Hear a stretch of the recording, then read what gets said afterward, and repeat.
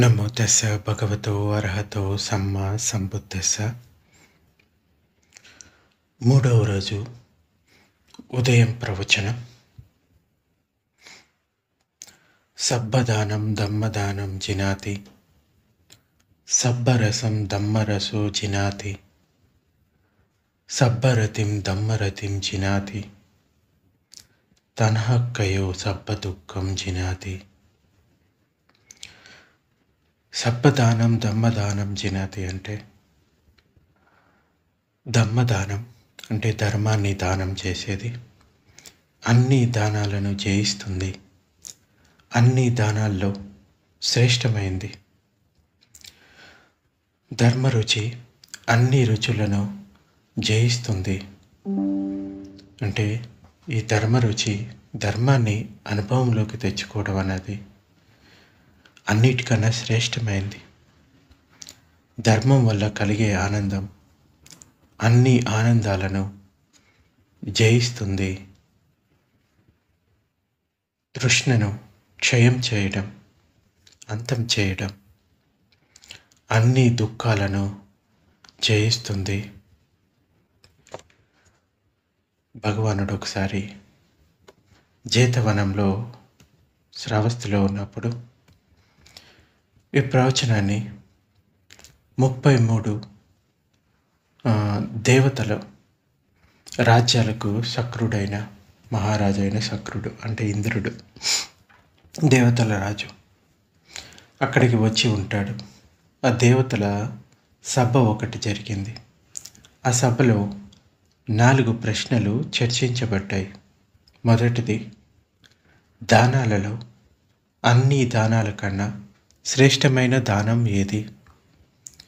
రెండవది, రుచులలో అన్నిటికన్నా శ్రేష్టమైన రుచి ఏది? మూడవది, ఆనందాలలో అన్నిటికన్నా శ్రేష్టమైన ఆనందం ఏది? నాలుగవది, తృష్ణ వినాశనం అన్ని విషయాల కన్నా సర్వోన్నతమైనది అని ఎందుకు పేర్కొంటారు అని సక్క అడుగుతారు. ఎవరు కూడా ఈ ప్రశ్నలకు జవాబు ఇవ్వలేకపోయారు. అంటే వేరే వేరే చోట్ల గురువులను అడిగినప్పుడు అక్కడ సమాధానం పూర్తిగా దొరకలేకపోయింది. 12 సంవత్సరాల వరకు ఈ దేవతలు 10,000 చక్రవాళాల్లో ఈ ప్రశ్నలకు జవాబు కోసం వెతికారు. చివరకు 4 దిక్కులను సంరక్షించే చతు మహారాజా ఆ దేవతలు కూడా ఆ రాజ్యాలను కూడా చేరుకున్నారు. ఈ ప్రశ్నలు విని ఆ చతు మహారాజా రాజులు ఆ ఇంద్రుడికి ఈ ప్రశ్నలకు జవాబు ఇవ్వగలడేమో అని అన్నారు. వారు ఆయన వద్దకు వెళ్ళారు. అప్పుడు స్నేహితులారా, భగవానుడు అంటే బుద్ధుడు మాత్రమే వీటికి జవాబు ఇవ్వగలడు. బుద్ధుడు ఇప్పుడు ఎక్కడ ఉన్నారు అని ఆ దేవతలు అడుగుతాడు. బుద్ధుడు ఇప్పుడు జేతవనంలో ఉన్నారు అని వారు సమాధానం చెప్తారు. అప్పుడు వారు భగవానుని కలవడానికి జేతవనం వెళ్ళారు. అయితే ఈ సక్క అన్ని ప్రశ్నలను బుద్ధుడిని అడిగారు. ఆయన ఇలా సమాధానం ఇచ్చాడు. మహారాజా, మీరు సరిగా చెప్పారు. నేను అన్ని పారమితులను పూర్తి చేశాను. 5 గొప్ప కానుకలు లభించడమే దాని పరాకాష్ట. సర్వజ్ఞుడనయ్యాను. ఇలాంటి ప్రశ్నలకు సమాధానం ఇవ్వగలను. అయితే నా సమాధానాలు ఇవి మీ ప్రశ్నలకు అని ఇలా చెప్తాడు. అన్ని దానాలలో పరమ సత్యమైన ధర్మదానం గొప్పది. అన్ని రుచుల కంటే ధర్మరుచి గొప్పది. అన్ని దానాల అంటే అన్ని ఆనందాల కన్నా ధర్మ ఆనందం ఉత్కృష్టమైనది. తృష్ణ వినాశనంతోనే మానవుడు పూర్ణ మెలకువ అర్హంతత్వం పొందగలుగుతాడు. అందువల్ల ఇది అన్ని విషయాలలో సర్వశ్రేష్టమైనది. ఆ సమయంలో ఈ ప్రవచన ప్రారంభంలో ఇచ్చిన గాథను భగవానుడు ప్రకటించాడు. అయితే ప్రపంచం ఈ కార్యకారణ విధానం పైన ఆధారపడి ఉంది. కార్యకారణ అంటే పాలీలో పటిచ్చ సముత్పాదనం అంటారు. పటిచ్చ సముత్పాదం అంటే ఒక కారణం చేత ఇంకొకటి జరుగుతుంది. ఆ కారణం లేకపోతే అది జరగదు. ఈ కారణము కార్యము ఈ రెండు ఒకదానికి మరొకటి అవసరం. ఒకదానిపై మరొకటి ఆధారపడి ఉన్నాయి. ప్రతి పరిణామానికి అంటే కార్యానికి లేకుంటే ఫలితానికి ఒక కారణం ఉంటుంది. మంచి పనులు చేస్తే మంచి ఫలితాలు వస్తాయి, చెడు పనులు చేస్తే చెడు ఫలితాలు వస్తాయి. ఎప్పుడు మంచి పనులే చేయగలిగితే మనకు కష్టాలు ఉండవు. కొన్ని మంచి పనులు ఉన్నాయి, మనం వాటిని చేస్తే ప్రాపంచిక సుఖాలు లభ్యమవుతాయి. మనం ఒక పక్షికి ఆహారం ఇస్తే మనకు అపార లాభం ఉంటుంది. అదే మనం ఒక మనిషికి అన్నం పెడితే అంతకన్నా ఎక్కువ లాభం ఉంటుంది. మనం దానం ఇచ్చే వ్యక్తిలో ఎంత ఎక్కువ పవిత్రత ఉంటే మనకు అంత అధిక లాభం చేకూరుతుంది. కొందరు ప్రత్యేక బుద్ధులకు చీవర దానాలు చేశారు. అలాగే సమ్యక్ సంబుద్ధులకు, వారి ప్రముఖ శిష్యులకు చీవర దానాలు, భోజనాలు, విహారాలు, ఇంకా ఔషధాలు మొదలైనవి గొప్ప దానాలు చేశారు. అలాంటి దానాలు చేసిన వారికి ఎంత గొప్ప లాభాలు కలుగుతాయో మనం ఊహించలేము. ఈ చిన్న 4 పద్యాలలో అంటే 4 లైన్లలో సుత్తంలో భగవానుడు పరమ సత్యం విషయం గురించి అంటే ధర్మాన్ని గురించి ఇచ్చిన బోధ, ధర్మం అంటే ధర్మదానం అన్ని దానాల కంటే అంతులేని విలువ కలదని తెలుపుతుంది. ఎందుకంటే ధర్మం ద్వారా ఈ సంసారిక సుఖాలను మించిన సుఖాన్ని పొందగలుగుతాం. ఈ కార్యకారణ బంధంతో నడిచే ఈ ప్రపంచంలో మనం ఎంత సుఖంగా ఉన్నా, ఎంతకాలం సుఖంగా ఉన్నా అదంతా అంతమయ్యేదే. ఆ సుఖం అంతమైన తర్వాత మళ్ళీ దుఃఖం అనుభవించవలసిందే. కేవలం బుద్ధుడి ధర్మం ద్వారానే దుఃఖం సమాప్తం కాగలుగుతుంది. దమ్మ రుచి అన్ని రుచుల కంటే ఎందుకు ఎక్కువ రుచిగా అయినదో దీనివల్ల మనకు స్పష్టంగా తెలియవస్తుంది. ధర్మ రుచిలో మెలకువకు అవసరమైన 37 కారకాలు ఇమిడి ఉన్నాయి. అంటే 37 బోధిపక్కియ ధర్మాలు అంటారు. నిర్వాణానికి అవి తీసుకెళ్తాయి, నిబ్బానానికి దారి తీస్తాయి. అవి నిబ్బాన సుఖం అనుబంధంతో కూడిన ప్రాపంచిక సుఖానికి అతీతమైనది నిబ్బానం, పరమం సుఖం అని భగవానుడు చెప్తూ ఉంటాడు. అంటే ఇది ఈ ఇంద్రియాలకు అతీతమైన సుఖం, అది నిత్యంగా ఉంటుంది. అదే పరమసుఖం అని చెప్తాడు. మిగతా సుఖాలన్నీ కూడా తాత్కాలికమైనవే, క్షణికమైనవి అని చెప్తాడు. ఇంకా ధర్మం వల్ల లభించే ఆనందం అన్ని ఆనందాల కంటే అతీతమైనది. ఎందుకంటే ఆ ఆనందంలో దుఃఖం యొక్క అంతం కోసం ప్రయత్నింపచేసే ఉత్సాహం ఉంది. ఇంకా తృష్ణ క్షయమే దుఃఖాన్ని అంతం చేస్తుంది. నిజంగా లక్ష్యాన్ని చేరుకోవడం అంటే ఇదే. దీనివల్ల సంపూర్ణ మెలకువ, అర్హంత స్థితి లభిస్తాయి. అందువల్ల ఇది అన్నిటికంటే గొప్పది. భగవానుడు దేవతలకు ధర్మ శిక్షణనివ్వడం పూర్తి అయిన తర్వాత ఆ ఇంద్రుడు అంటే దేవతల రాజు సక్క ఆయనను భగవానుడికి నమస్కరించి ఈ విధంగా వేడుకున్నాడు. బంతే, ధర్మదానం బహుమూల్యమైనది కాబట్టి తమరు ఆ దాన పుణ్యంలో మా అందరి దేవతలకు భాగం ఉండేటట్లు చేయండి. భవిష్యత్తులో తమరు భిక్షువులకి ధర్మదానం చేసినప్పుడల్లా ఆ పుణ్యాన్ని మాకు కూడా వితరణ చేయండి అని అడుగుతాడు. అప్పుడు భగవానుడు భిక్షు సముదాయాన్ని పిలిచి, భిక్షువులారా, ఇప్పటి నుండి ఎప్పుడు ఏ ప్రత్యేక పరిస్థితుల్లోనైనా, మామూలు పరిస్థితుల్లోనైనా ధర్మ ప్రవచనం ఇచ్చినప్పుడు, ఆమోదం తెలిపినప్పుడు, అంటే సంతోషం తెలిపినప్పుడు దానివల్ల ఆర్జించే పుణ్యాన్ని సర్వ ప్రాణులకు వితరణ చేయండి, పంచిపెట్టండి అని చెప్తాడు. ఇంకా తమకు లభించిన పుణ్యాన్ని మిగతా ప్రాణులకు పంచటం వల్ల అది పెరుగుతుందే తప్ప తగ్గదు.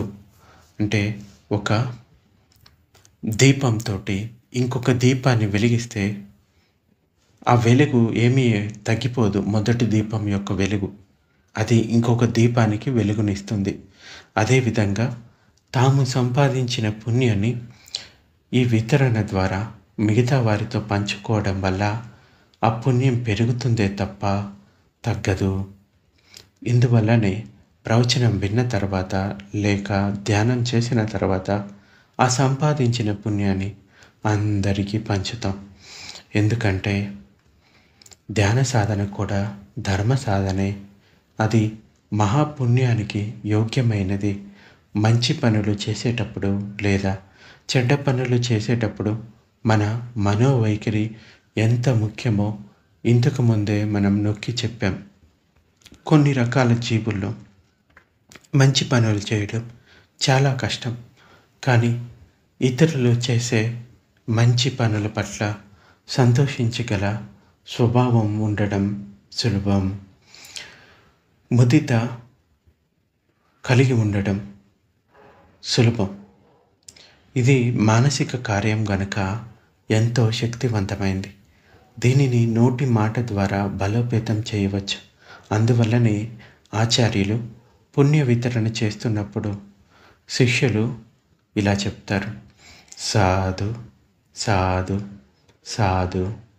అంటే సరిగా చెప్పారు, మంచి విషయాన్ని చెప్పారు అని 3 సార్లు చెప్పడం. ఎవరైనా ఏదైనా మంచి విషయాన్ని చెప్పినప్పుడు, మంచి పని చేసినప్పుడు ఈ సాధు సాధు సాధు అని పాలీలో 3 సార్లు చెప్తారు. దాని అర్థం ఏంటంటే సరిగా చెప్పారు, చక్కగా చెప్పారు, మంచి విషయాన్ని చెప్పారు అని ప్రతిస్పందించడం అన్నమాట. అయితే దీనికోసం ఒక స్టోరీ మనం తెలుసుకోవచ్చు. జ్యోతికుడి కథ. ధర్మరుచి అన్ని రుచుల కంటే ఎక్కువ రుచి అని తెలుసుకోవడానికి ఈ జ్యోతికిని కథను ఉదాహరణగా తీసుకోవచ్చు. జ్యోతికిని పారమితలు అపారమైనవి. పూర్వ బుద్ధులకు ఆయన గొప్ప గొప్ప దానాలు చేశాడు. గౌతమ బుద్ధుని కాలంలో జన్మించినప్పుడు అతడు అత్యంత ధనికుడు. ఆయన భార్య చాలా సౌందర్యవతి. విలువైన వజ్ర వైడూర్యాలతో నిర్మించిన మహల్లో అతడు నివసించేవాడు. జ్యోతికుడు ఒకరోజు విహారానికి వెళ్ళినప్పుడు బుద్ధ భగవానుని ప్రవచనం విన్నాడు. వెంటనే తన సంపదనంతా వదిలిపెట్టి భిక్షువు కావాలి అని నిర్ణయం తీసుకున్నాడు. ఒక చీవరం పాత్ర మాత్రమే తీసుకుని భిక్షువులాగా ఉన్నాడు. ఆయన అర్హంతుడైనప్పుడు తన పూర్వ సంపద అంతా పోయింది.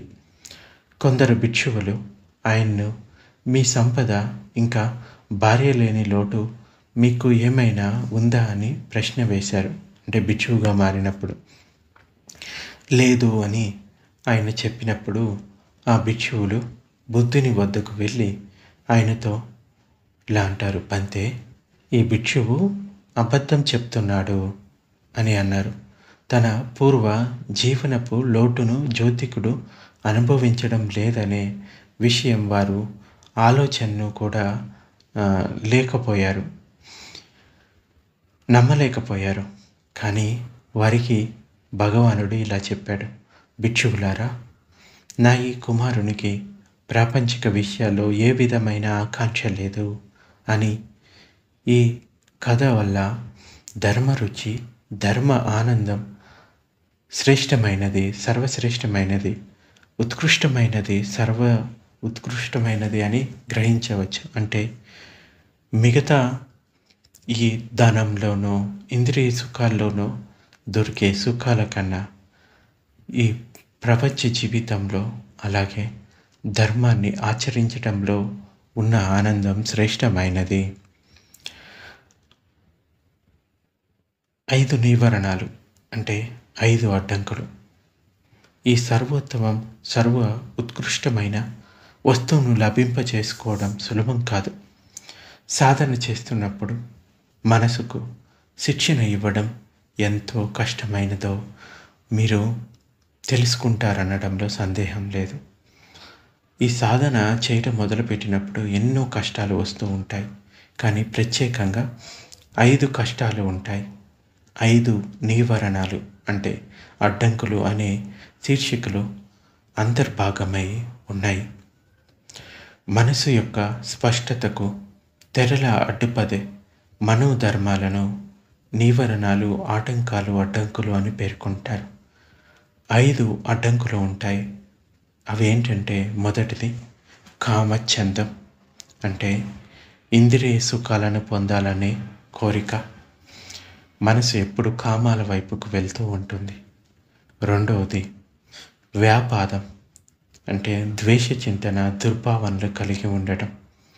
మూడవది తీనమిద్దం.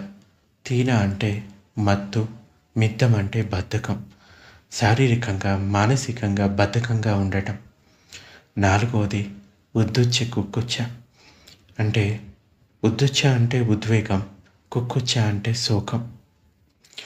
ఎప్పుడు కూడా మనసు ఏదో ఒక ఉద్వేగానికి లోనవుతూ శోకానికి లోనవుతూ ఉంటుంది. ఐదవది విచికిచ్చ అంటే సంశయం, బుద్ధుడి పట్ల, ధర్మం పట్ల, సంఘం పట్ల ఎన్నో సందేహాలు, సాధనల పట్ల సందేహాలు. ఈ సాధన మొదలుపెట్టిన 2-3 రోజుల్లో బహుశా మీరు కొన్నో లేక అన్ని ఆటంకాలను ఎదుర్కొని ఉండవచ్చు. ఈ ఆటంకాలను నిర్మూలించుకోవడానికి మీ వద్ద అన్నిటికన్నా మంచి సాధనం ఉంది. అదేంటంటే మీ వద్ద ఉన్న శ్వాస.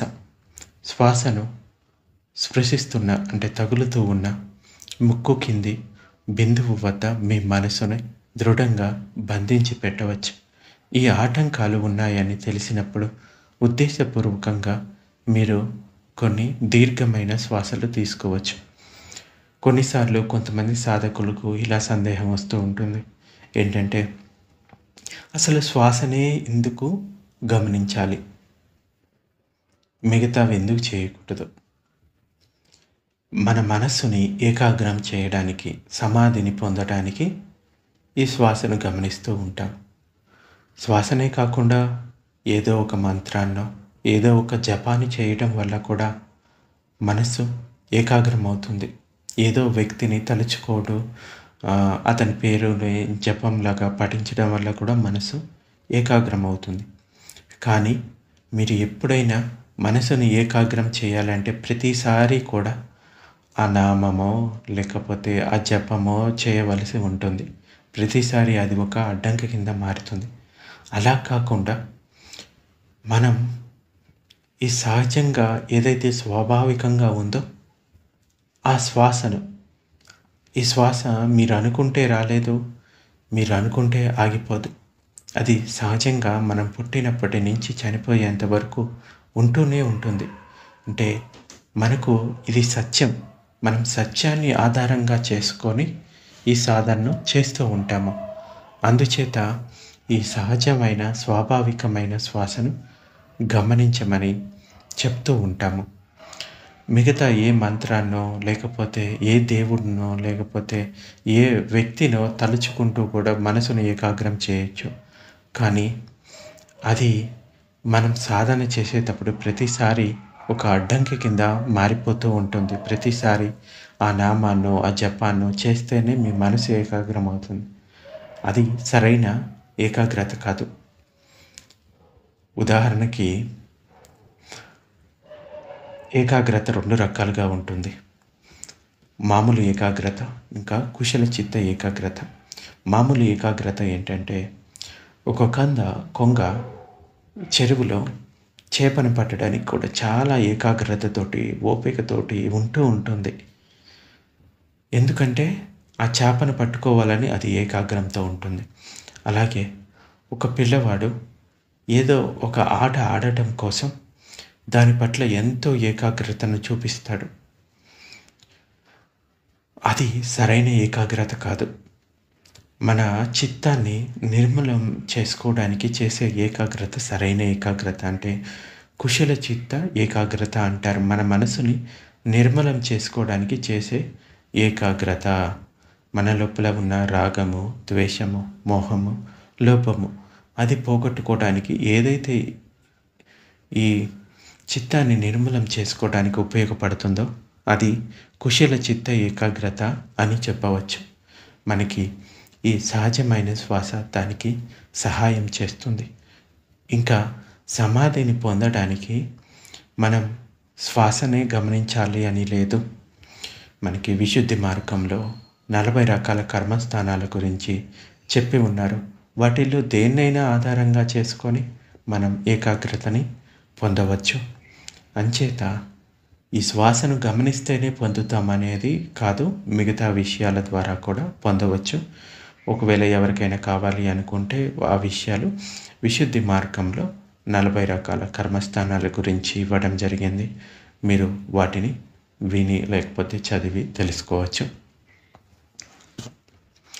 అయితే ఎంతవరకు మనం ఈ సంసారిక భోగాలు అనుభవిస్తూ ఉన్నామో అంటే మెలకువలో మొట్టమొదటి మెట్టును చేరుకోలేదో అంటే శ్రోతాపన్న స్థితి, అంతవరకు ఈ నివారణాలను నివారించలేం. కానీ మనసు ఎంతసేపు కేంద్రీకృతమై ఉంటుందో అంతకాలం ఈ నివారణాలు ఉండలేవు.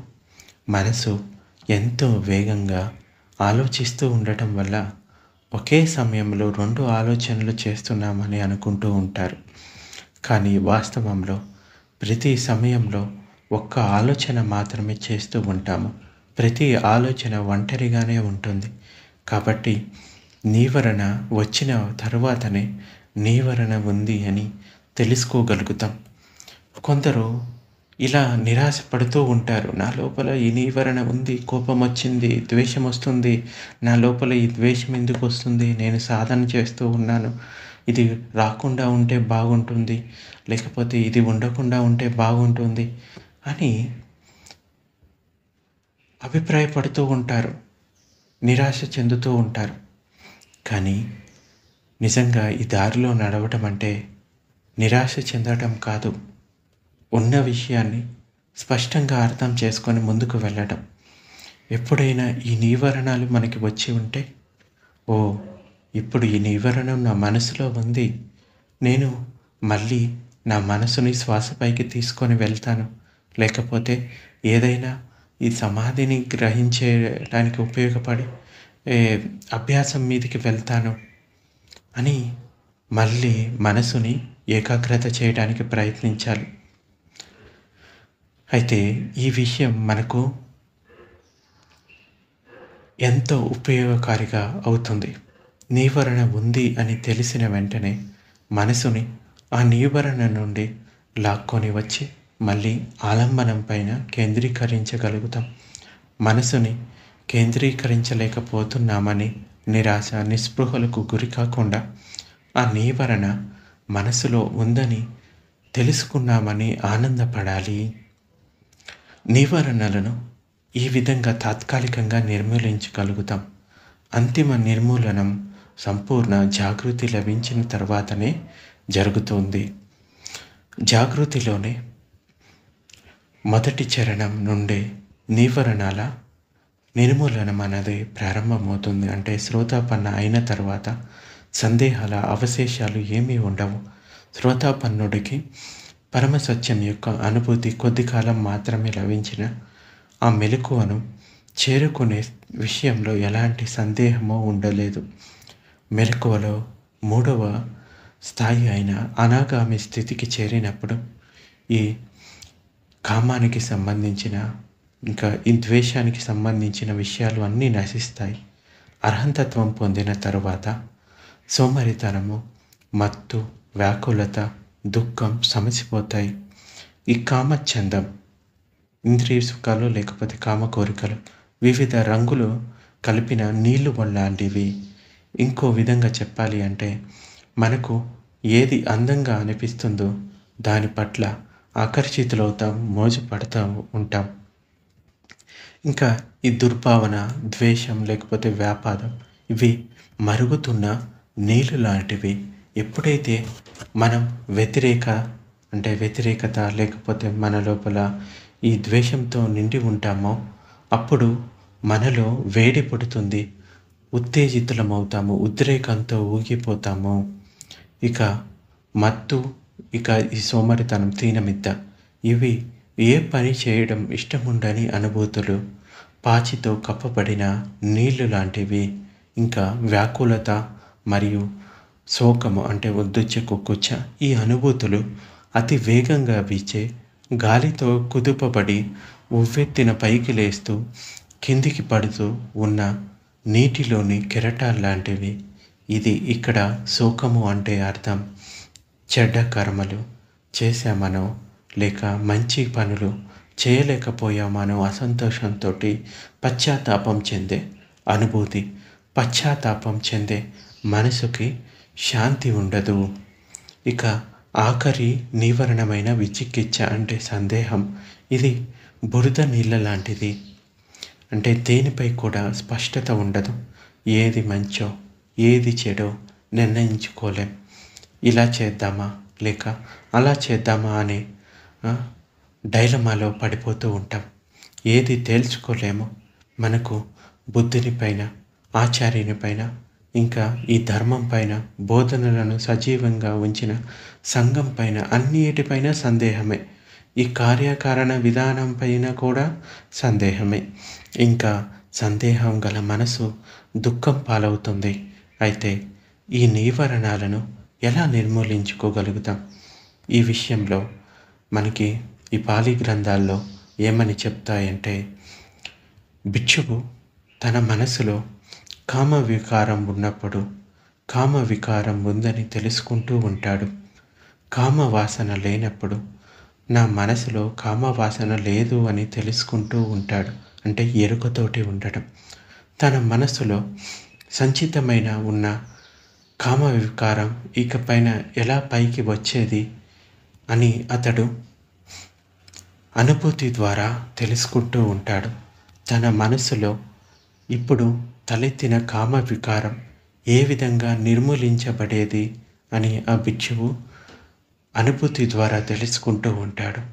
తన మనసులో ఇప్పుడు నిర్మూలమైన కామవాసన ఇక ఎప్పటికీ తలెత్తకుండా ఎలా ఉండేది అని భిక్షువు తన అనుభూతితో తెలుసుకుంటూ ఉంటాడు.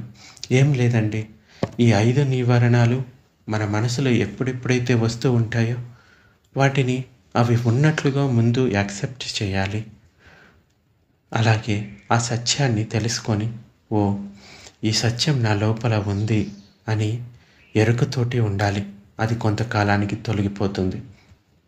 ఇలాగే తన మనసులో ఉన్న దుర్భావం, ఇంకా సోమరితనం, బద్ధకం, వ్యాకులత, శోకం, ఇంకా సందేహం ఎలా నిర్మూలింపబడేది అనేది భిక్షువు అనుభవపూర్వకంగా తెలుసుకుంటూ ఉంటాడు.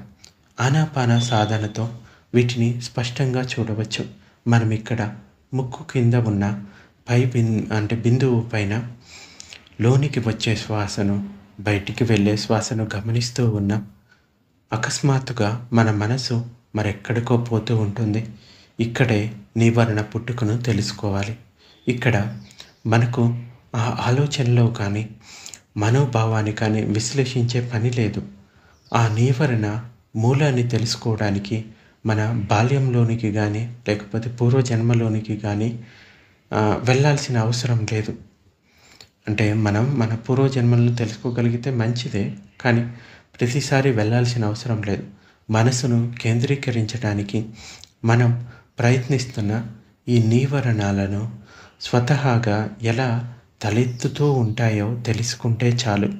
అయితే వీటిని ఎలా నివారించాలి అంటే ఉద్దేశపూర్వకంగా కొన్ని దీర్ఘమైన శ్వాసలను, అంటే ఉచ్ఛ్వాస నిశ్వాసలను, కొన్ని దీర్ఘ నిశ్వాసలు తీసుకుంటే చాలు, అవి పోతాయి. అప్పుడప్పుడు అవి ఇంకా ఉన్నట్లు అనిపిస్తూ ఉంటాయి. ఏదో తీవ్ర కోరిక ఉదయిస్తుంది. దాని ఎరుకతో కొంచెం గట్టిగా గాలిని లోనికి పీల్చుకోవడం, బయటికి వదలటం చేయాలి. ఆ క్షణానికి, కేవలం ఆ ఒక్క క్షణానికి మనసులోని నీవరణాల నుండి విముక్తులమవుతాము.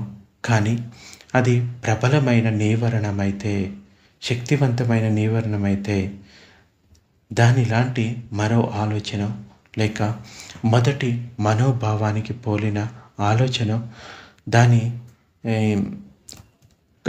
కవల అంటే మరొక సేమ్ ఆలోచన ఉదయించవచ్చు. అప్పుడు మనం మళ్ళీ కొన్ని శ్వాసలను ఉద్దేశపూర్వకంగా తీసుకోవాల్సి ఉంటుంది. ఈ విధంగా మనం నీవరణ శృంఖలాలను నిర్మూలించుకోగలుగుతామనే గట్టి నమ్మకం కలుగుతుంది. కానీ ప్రతిసారి ఇంతకుముందు ఉత్పన్నమైన నీవరణం తలెత్తదు. నీవరణాలు తలెత్తకుండా ఎలా కాపాడుకోగలుగుతామంటే, మొదటి 2 అడుగులను మనం స్పష్టంగా అర్థం చేసుకోగలిగితే అంతిమ చరణమైన సతి అంటే ఎరుకు కూడా స్పష్టమవుతుంది. ఇక్కడే సరైన ఏకాగ్రతతో సాధన చేయడమే ఈ నీవరణాల నుండి కాపాడుకోవడానికి ఏకైక మార్గం. మనం నిజంగా మన దుఃఖాలను సమాప్తం చేసుకోవాలి అనుకుంటే ఈ సాధన ఎంత మహత్వపూర్ణమైనదో గ్రహించవచ్చు. ఎవరి హృదయాలలో నిరంకుశ ఈ ఇంద్రియ సుఖాలను పొందాలి అనే కామ కోరికలు ఉంటాయో వారు ఏ పని చేయకూడదో అది చేసి తీరుతారు. ఏ పనులు చేయాలో అవి చేయరు అని భగవానుడు చెప్తాడు. ఈ కారణం వల్ల వారి గౌరవ ప్రతిష్టలు, సుఖ సంతోషాలు మట్టి కొట్టుకుపోతాయి. ఎవరిలో దుర్భావన, సోమరితనం, వ్యాకులత, పశ్చాత్తాపం, సందేహాలు ఉంటాయో వారు కూడా చేయకూడని పనులు చేస్తూ ఉంటారు. చేయవలసిన పనులు చేయరు. అందువల్ల వారికి కూడా గౌరవ ప్రతిష్టలు, సుఖ సంతోషాలు ఉండవు. కానీ ఏ ఆర్య శిష్యుడైనా అంటే శ్రేష్టమైన మార్గంలో నడిచే శిష్యుడు ఆర్యుడు అంటారు. అతడు అటువంటి శిష్యుడైతే మనసు యొక్క ఈ 5 దోషాలను అనుభవపూర్వకంగా చూశాడో అతడు వాటిని త్యజిస్తాడు. అలాంటి వానిని మహాజ్ఞాని, గొప్ప వివేకవంతుడు, స్పష్టమైన ద్రష్ట మరియు ప్రజ్ఞా సంపన్నుడని పేర్కొంటారు. నీవరణాలను బుద్ధ భగవానుడు బంగారంలోని ఇతర లోహ మలినాలతో పోలుస్తాడు. బంగారం ఇతర లోహాలతో కలిసి ఉన్నప్పుడు అది కాంతి మరియు మెత్తదనం లేక సరైన ఆకృతిలో ఆభరణాలను తయారు చేయడానికి వీలు పడదు. బంగారంలో రాగి, ఇనుము, సీసము, తగరం, వెండి మొదలైన లోహాలు కలిసి ఉంటాయి. వీటి వల్ల బంగారం పెలుసుగా తయారై మెత్తదనం లేక సరైన ఆకృతిలో ఆభరణాలను తయారు చేయడానికి వీలుండదు. కానీ మలినాలను వేరు చేసినప్పుడు బంగారం మెత్తగా, కాంతివంతమైన చక్కని ఆభరణాల తయారీకి అనువుగా ఉంటుంది. ఈ విధంగానే మనసులో నీవరణాలు ఉన్నప్పుడు మనసుకి మెత్తదనం లేక సాధనకు అనువుగా ఉండదు. నీవరణాలు వదిలిపోయినప్పుడు మనస్సు అదుపులోకి వచ్చి కాంతివంతంగా, దృఢ నిశ్చయం కలిగి ఉంటుంది. నీవరణాల నిర్మూలానికి కావలసిన ఏకాగ్రత కలిగి ఉంటుంది. ఆ సమయంలో మనస్సుని ఉన్నత దశల వైపుకి మలించే వీలుంటుంది. ఉన్నత గుణాలు కలిగి మిగతా పరిస్థితులు అనుకూలంగా ఉంటే అత్యున్నత స్థితికి చేరుకోగలుగుతాం. ఇప్పుడు నీలో ఒక ప్రశ్న ఉదయించవచ్చు. కొన్నిసార్లు ఎక్కువసేపు కూర్చోవడం వల్ల ఒంటికి నొప్పులు వస్తూ ఉంటాయి. ఈ నొప్పులు ఏంటి? ఇది మరో నీవరణం కాదా అని. ఈ నొప్పులే లేకపోతే ఇంకెంతో చక్కగా సాధన చేయగలిగేవాడిని అని అనిపిస్తూ ఉండవచ్చు. సాధనలో మనసు ఎంత ముఖ్యమైందో, మనోవైఖరి ఎంత ముఖ్యమైందో ఇంతకుముందే నొక్కి చెప్పాము. 5 నీవరణాలు కూడా మీ మనోభావాలతోటి అంటే మనోభావాల్లో జనించినవే. ఇప్పటి సమస్య మీ నొప్పి కాదు, నొప్పి పట్ల మీకున్న మనోభావం. ఈ నొప్పి వల్ల మీలో కలిగే ద్వేష భావన, వ్యాకులత జనిస్తున్నాయి. ఇంతటి గొప్ప సాధన చేయడానికి రావడమే మనం అత్యంత సౌభాగ్యమని గుర్తుంచుకోవాలి. ఎన్నో సంవత్సరాల పాటు, ఎన్నో జన్మల పాటు మన మనసులు ఈ నీవరణాల ఆధీనంలో ఉన్నాయి. ఒక్క చిరుక్షణం పాటు మనసు శాంతంగా ఏకాగ్రత ఉండే స్థితి రాగలిగితే అది మనకు ఎంతో ముఖ్యమైన స్థితి. గొప్ప లాభం కలుగుతుంది. చాలా ముఖ్యమైన సమయంలో మనం సాధన చేస్తున్నామనే గుర్తు మనకి ఉండాలి. ముఖ్యంగా ఒకసారి వెబుసైడా గారు ఈ మెడిటేషన్ సెంటర్ను దర్శించారు. అప్పుడు వారు ఉబాకిని గారిని ఒక ప్రశ్న వేశారు. ఏంటంటే, బుద్ధుని కాలంలో జీవులు అర్యులైనట్లుగా ఈ కాలంలో కూడా అర్యులు అవుతున్నారా అని అడిగారు. అంటే మార్గఫలాలు పొందుతున్నారా అని. అవును, అవుతున్నారు అని ఉబాకిని గారు జవాబు ఇచ్చారు. పెద్ద సంఖ్యలో అర్యులు అవుతున్నారు. మానవుల లేకపోతే దేవతల, బ్రహ్మల అని వెబుసైడా గారు మళ్ళీ ప్రశ్నించారు. ఉన్నత స్థితుల్లో ఉన్న దేవతలు, బ్రహ్మలు ఎక్కువగా అర్యులు అవుతున్నారని ఉబాకిని గారు చెప్పారు. బుద్ధ భగవానుడు 80 ఏళ్ల వయసులో మరణ సమయంలో తన ముందు చూపుతోటి ఇలా చెప్పారు. 4 అసంఖ్య మరియు 200,000 కోట్ల ప్రాణులు మెలకువలోని మొదటి దశను చేరుకోబోతున్నారు. వారి కోసం నా బోధనలు అంటే నా నిర్వాణం తర్వాత, ఈ పరినిర్వాణం తర్వాత 5,000 సంవత్సరాలు సజీవంగా ఉంటాయి అని. ఇది ఊహకు అందని సంఖ్య. అసంఖ్యయ అంటే 1 తర్వాత 140 సున్నాలు పెడితే వచ్చే సంఖ్య. అర్యులు అయ్యే వారిలో చాలా వరకు విముక్తి అంటే ముక్తి సమయంలో అర్యులు అవుతారు. ఆ సమయం బుద్ధ భగవానుని మరణం తర్వాత 2500 సంవత్సరాలకు వస్తుందని. అందువల్లనే ఉబాకిని గారు వెబుసైడా గారు అడిగిన మొదటి ప్రశ్నకు అవును అని జవాబు చెప్పగలిగారు. అర్యులయ్యే వారిలో దేవతలు, బ్రహ్మలే అధిక సంఖ్యలో ఎందుకు ఉంటారు అనే విషయం తెలుసుకోవడానికి ప్రపంచ జనాభాను పరిశీలిస్తే తెలుస్తుంది. ప్రపంచ జనాభా అంతా కలిపి 500 కోట్లు మాత్రమే ఉంటుంది. మానవ క్షేత్రంలో జన్మించిన వారిలో చాలా కొద్ది శాతం ప్రజలే అర్యులు కాగలుగుతారు. అయితే మనకి ఒక స్టోరీ చెప్తారు ఉబాకిని గారు. ఏంటంటే మాతికా మాత కథ. అదేంటంటే, ఇతరుల అసంతులిత మనసును సంతులితం చేయడానికి సంతులిత మనసులో అవసరం ఉంటుంది అని ఆయన పేర్కొంటారు. బుద్ధుడు ఇలా చెప్పాడు.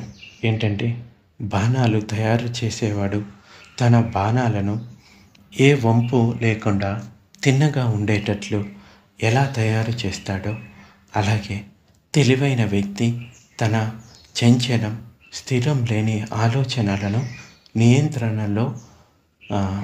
నియంత్రణతోటి సరిచేస్తాడు. ఒకసారి ధ్యాన కేంద్ర యాంగునులో కొందరు బర్మా శిష్యులకు ఇచ్చిన ప్రవచనంలో బుద్ధుని కాలంలోనే ఒక సాధారణ గృహిణి చక్కని సాధన చేయడంలో ఎలా సఫలీకృతురాలైందో ఉబాకిని గారు తెలిపారు. ఒకసారి బుద్ధుని వద్దకు 60 మంది భిక్షువులు వచ్చి ధ్యాన సాధన చేయడానికి అనుమతి అడిగారు. అంటే వేరే చోటికి వెళ్ళి భగవానుడు సాధనా పద్ధతి తెలిపి వారందరూ సాధన చేయడానికి తగిన ప్రదేశం కోసం బయలుదేరారు. ఆయన దగ్గర సూచనలు తీసుకొని వారు మాతిక అనే గ్రామానికి వచ్చి అక్కడ సాధన చేయడానికి నిర్ణయించుకున్నారు. ఆ గ్రామంలో మాతిక మాత అనే సంపన్నురాలు ఉండింది. ఆమె ఒక జమీందారిని. తన జమీందారిలో సాధన చేసుకోమని, అంటే వాళ్ళ భవనంలో సాధన చేసుకోమని భిక్షువులని కోరింది. వారికి భోజన సదుపాయాలు కూడా ఏర్పాటు చేసింది.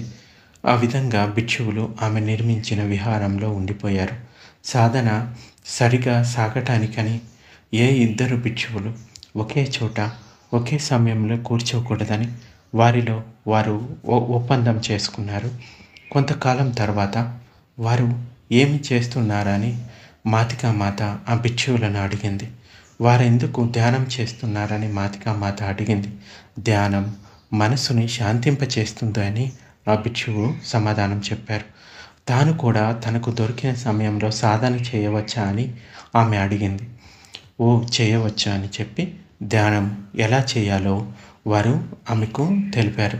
సమాధి కుదిరినప్పుడు మనసు శాంతించి నిశ్చలత సమకూరుతుంది. అప్పుడు సరైన జ్ఞానం లభిస్తుందని వారు చెప్పారు.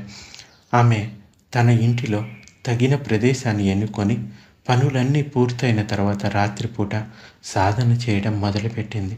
త్వరలోనే ఆమె మనస్సు శాంతించి ప్రీతి, ప్రశబ్ది అంటే ప్రశాంతత, సుఖ సంతోషాలు ఆమెలో మేలుకొన్నాయి.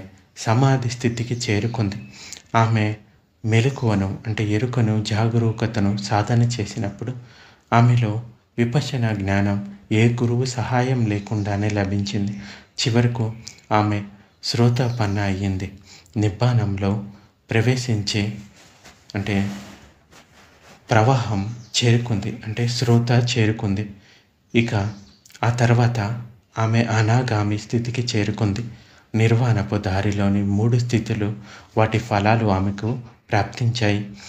సమాధి స్థితుల వలన ఆమెకు ఈ ఈ సైకిక్ పవర్స్ కూడా వచ్చాయి. ఏంటంటే దివ్య దృష్టి అంటే దూరంగా ఉన్న వాటిని చూడగలగటం, దివ్య శ్రవణం దూరంగా ఉన్న వాటిని వినగలగటం, ఇంకా పూర్వజన్మల గురించి, ఇంకా ఇతరుల ఆలోచనల గురించి తెలుసుకునే శక్తి ఆమెకు ప్రాప్తించింది. ఒక విషయం ఇక్కడ గుర్తుంచుకోవాలి. ఆమెకు ధర్మం గురించిన ప్రవచనాలు ఎవ్వరూ ఇవ్వలేదు. భిక్షువులు చెప్పినట్టు ఆమె సాధన చేసింది అంతే. ఇతరుల ఆలోచనలు గ్రహించగలిగిన అంటే శక్తి లభించడంతో ఆ శక్తితో భిక్షువులు ఎంతో పురోగతి సాధించి ఉంటారనే నమ్మకంతో ఆమె వారిని తన దివ్య శిష్యులతోటి చూసింది. వారెవరూ శ్రోతాపన్న స్థితికి కూడా చేరుకోలేదన్న విషయం ఆమెకు ఆశ్చర్యం కలిగించింది. వారు పురోగతి సాధించలేకపోవడానికి కారణం కనుగొంది. ఆ భిక్షువులందరూ అన్ని సదుపాయాలు గల తమ గృహాలను వదిలి వచ్చారు. సదుపాయాలు లేని సన్యాసి జీవితం వాళ్ళకి కొంచెం చిరాకు కలిగిస్తూ ఉంటుంది. అది అడ్డంకి కింద మారిపోయి ఉంటుంది. అందువలన వారు సరైన ధ్యానం చేయలేకపోతున్నారని గ్రహించింది. కొందరికి కూర్చోవడానికి చాపలు లేవని, మరికొందరు తినడానికి వాళ్ళకి ఇష్టమైన పదార్థాలు లేవని, ఇలా ఎన్నెన్నో చిన్న చిన్న కారణాల వల్ల చికాకు పడుతూ పురోగతి సాధించలేకపోతున్నారు. వీటిని తృప్తి పరచడానికని ఆమె మాతికామాత తన సహచరులతో పాటు వారికి కావలసిన సదుపాయాలన్నీ సమకూర్చి పెట్టింది. ఎవరికి కావలసినవి వారికి లభించిన తర్వాత భిక్షువులు శ్రద్ధగా ధ్యానం చేయడం మొదలుపెట్టారు. ఆ సాయంత్రం ఒక భిక్షువు అర్హంతుడై ఇతరుల మనోభావాలు తెలుసుకోగల స్థితికి చేరాడు. ఇతరుల పురోగతి ఎలాగుందో చూశాడు. వారందరూ కూడా అర్హంతులైనట్లు తెలుసుకున్నాడు. మాతికామాత వారి మనోభావాలను తెలుసుకొని వారికి కావలసిన సదుపాయాలన్నీ చేయడం వల్ల వారందరూ ఒకేసారి అర్హంతులయ్యారు. అందుచేతనే సాధనకు సరైన స్థలము ఇంకా కావాల్సిన పరిస్థితులు అవసరం అన్నమాట. అయితే సాయాజీ ఉపాఖ్యాన్ గారి లాంటి ప్రతిష్టాత్మకమైన గురు పరంపరలో అంటే గురు పరంపర సంపర్కంలోకి రావడం మన గొప్ప సౌభాగ్యం. అదేగాక మారుని చిత్తుజిత్తుల నుండి కాపాడుకోగలిగిన సరైన ధ్యానం నేర్పగల సయా మాత లాంటి వారు అంటే ఉపాఖ్యాన్ గారి శిష్యుల్లో ఆవిడ కూడా ఒకరు అనుకుంటా. అటువంటి వారు ఉండటం కూడా మన గొప్ప అదృష్టం. సాయాజీ ఉపాఖ్యాన్ గారి జీవితకాలంలో ఏప్రిల్ 1951లో సాయాజీ ఉచితిన్ గారు ఉబాకిన్ గారితో సాధన చేయడం మొదలుపెట్టారు. ఆయన ఇంట్లో భార్య సయామాత 4 ఏళ్ల కూతురు ఉండేవారు. కూతురు తనతో ఆడుకోమని, భార్య తనతో కాలక్షేపం చేయమని పట్టుబట్టేవారు. కానీ ఆయనకు సాధనపైనే రుచి ఉండేది. నువ్వు ఉబాకిన్ గారిని చూశావు కదా, ఉబాకిన్ గారిని గురువుగా తలుచుకొని ధ్యానం చేయమని చెప్పి కొన్ని ప్రాథమిక విషయాలను, ఆనాపాన విషయాలను, వివరణలను భార్యకు, కూతురుకు తెలియజేశాడు. తన కూతురు తన పక్కనే పడుకొని ఆనాపానా చేస్తూ కొన్ని నిమిషాల తర్వాత నిద్రపోయేది. దీనివల్ల నిద్ర పట్టకపోయే అంటే నిద్ర లేకపోవడం అనే జబ్బు గలవారికి ఆనాపానాసతి మంచి చేస్తుంది అని తెలుసుకోవచ్చు. సయామాత మొదటి రోజే మొదటి 10 నిమిషాల్లో వెలుగును చూసింది. ఈ విషయం ఇంతకు ముందే ప్రస్తావించబడింది. 2వ రోజు చుక్కలను, కాంతిని, 3వ రోజు చంద్రుని లాంటి గుండ్రని ఫలకాన్ని చూసింది. 4వ రోజు సయాజీ ఉచితిన్ విపశ్యన గురించి వివరించాడు. ఆమెకు శరీరంలోని లోనంత సంవేదనలో అనుభవంలోనికి వచ్చాయి. కానీ ఈ సంఘటన తర్వాత సయాజీ ఉచితిన్ గారు తన శరీరంలో సంవేదనల ఎరుకను కోల్పోయారు. ఈ విషయం తెలపడానికని వారు తన ఆఫీస్కి ఏడుస్తూ ఎలా వచ్చింది ఉబాకిన్ గారు చెప్పేవారు. ఉబాకిన్ గారు ఈ విషయానికి నవ్వుతూ అనుమతి లేకుండా బోధనలను ఇతరులకు తెలియజేస్తే వచ్చే ఇబ్బందులు ఇలా ఉంటాయి అని చెప్పారు. ఈ ఉచితిన్ ఊచితిన్ పేరు వదిలేయండి, ఆయనతో పాటు సాధన చేసి ఆయనకు మళ్ళీ సంవేదనల ఎరుక కలిగేటట్లు చేశారు. మాతాజీ సయామా గారు దాదాపు 2 ఏళ్ల పాటు ఇంట్లోనే సాధన చేసేవారు. ఇప్పటికీ 1952లో మేలో యాంగూనులో ఈ ఇంటర్నేషనల్ మెడిటేషన్ సెంటర్ స్థాపించబడింది. ఏప్రిల్ 1953లో మధ్యలో జల మహోత్సవ సెలవులో సయాజీ ఉబాకిన్ గారి కార్యాలయంలో పనిచేసే వారి కుటుంబాల కోసం ఐఎంసి యాంగూనులో మొదటి శిబిరం నిర్వహించబడింది. ఈ సాయామాజీ ఇతర 40 మంది శిష్యులతో పాటు ధ్యానం చేశారు. ఆ మొదటి శిబిరం తర్వాత దాదాపు 1 నెల రోజులు ఆమె అక్కడే సాధన చేస్తూ ఉండిపోయారు. ఈ 1 నెల రోజుల్లో సయాజీ ఉబాకిన్ గారు ఆమెకు విస్తృత రూపంలో సాధన నేర్పారు. 1953 మే నెల ప్రారంభం నుండి సయామాజీ గారు ఈ శిక్షణ కార్యానికే పూర్తిగా అంకితమైపోయారు. వారు ఈ సయాజీ ఉచితిన్ ఇంకా సయాజీ ఉబాకిన్ గారితో మే 1953 నుండి 19 జనవరి 1971 వరకు, అంటే సయాజీ ఉబాకిన్ గారి మరణ సమయం వరకు అక్కడే ఉండి ఉబాకిన్ గారికి అన్ని విధాలా సహాయపడేవారు. అక్కడికి వచ్చే సాధకులకి, ఇంకా బర్మీయులకి, విదేశీయులకి కూడా సహాయపడుతూ ఉండేవారు. సాధనలో వారందరికీ చక్కని ప్రగతి లభించింది. 1953లో వెబుసైడా గారు 1 వారం పాటు ఈ కేంద్రాన్ని సందర్శించినప్పుడు ఒక విశ్రాంత ఆఫీసర్ అంటే గవర్నమెంట్ ఆఫీసర్ కూడా ఉన్నారు. వెబుసైడా గారికి 3 సాధనా కేంద్రాలు ఉండేవి. అందులో ఒకటి మండేలాకు 40 మైళ్ళ దక్షిణంలో ఉన్న చావేషులోను, రెండవది మండేలాకు ఉత్తర దిశలో 60 మైళ్ళ దూరంలో ఉన్న ష్వాబానులోను, ఆయన జన్మస్థలమైన ఇంజింగబాన్ టోయాలోను ఉండేవి. ఈ 3 కేంద్రాల నుండి మొదటి మారు బయటికి వచ్చి ఆయన ఈ ఐఎంసిని దర్శించారు. సామాన్యంగా వారు సంవత్సరంలో ఆ ఒక్కొక్క కేంద్రంలో 4 నెలల పాటు 3 కేంద్రాల్లో గడిపేవారు. 1953లో వారియం గోన్యాత్ర తర్వాత వారు చాలామంది శిష్యులు ప్రతి సంవత్సరం వెబుసైడా గారు కింద మయన్మార్కు కూడా రావాలి అని, అక్కడ మహానగరాలలోనూ మామూలు నగరాలలోనూ ఉండేవారికి వారి ఆశీర్వాదాలు ఇంకా మార్గదర్శకం లభించాలని కోరుకున్నారు. ఆ గవర్నమెంట్ ఆఫీసరు అధికారి ఎవరైతే ఉన్నారో ఆయన 1953 నుండి సయాజీ ఉపాఖ్యాన్ గారి ఆధ్వర్యంలో సాధన నేర్చుకోవడం మొదలుపెట్టి చక్కని ప్రగతి సాధించారు. సయాజీ ఉపాఖ్యాన్ గారు ఆఫీసుకు వెళ్ళినప్పుడు ఆ అధికారికి సయామాజీ మార్గదర్శనం ఇచ్చారు. అది ఆయన ప్రగతికి ఎంతో తోడ్పడింది. మీ శిష్యురాలు మామూలు శిష్యురాలు కాదు అని ఆయన సయాజీకి చెప్పారు. అప్పటి నుండి ఆయన ఆమెను సయామా అని పిలిచేవారు, అంటే మహిళా టీచర్ అని పిలిచేవారు. సయాజీ ఉపాఖ్యాన్ గారు కూడా సయామా అనే పిలుపు ఆమోదం తెలిపారు. మిగతా ఎందరో కేంద్రానికి వచ్చి, అంటే ఈ ధ్యాన కేంద్రానికి వచ్చి సాధనా లాభాన్ని పొంది ఎంతో ఆనందించారు. అందులో ఒక వృద్ధ పాలీ పండితుడు ఆమెను మాత అని పిలిచేవారు. అప్పటి నుండి మిగతా వారు కూడా ఆమెను సయామా మాత అని పిలిచేవారు. గౌరవ సూచకంగా ఆమెను సయామా మాత గారు అని పిలవడం జరుగుతూ ఉండింది. అంటే సాధనలో ఎంతెంత పురోగతి చెందుతారు అనేది మనం చూడవచ్చు. సాధనలో నిరంతరత అన్నది చాలా ముఖ్యం. సో మిగిలిన విషయాలు రేపు చెప్పుకుందాం.